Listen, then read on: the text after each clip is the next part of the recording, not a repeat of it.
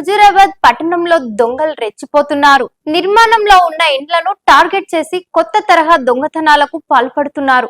ఇంటి నిర్మాణం కోసం తీసుకువచ్చిన కరెంట్ మరియు ప్లంబర్ సామాన్లను ఎత్తుకొని పోవడంతో పోలీసులకు ఫిర్యాదు చేస్తున్నారు బాధితులు.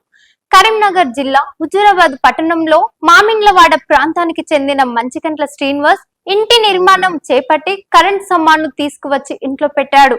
అయితే ఇంట్లో శ్రీనివాస్ లేని సమయంలో ఓ వ్యక్తి ఇంటికి వచ్చి తను కరెంటు పని చేసే వ్యక్తినని కరెంటు సామాన్ కావాలని కోరగా నమ్మిన శ్రీనివాస్ తల్లి రూమ్ లో ఉందని చెప్పి తాళం చెవి ఇవ్వగా సామాన్ తీసుకొని వెళ్లిపోయాడు. ఇంటికి వచ్చిన శ్రీనివాస్ కు విషయం తెలిపాక స్థానిక పోలీస్ స్టేషన్ లో ఫిర్యాదు చేశాడు.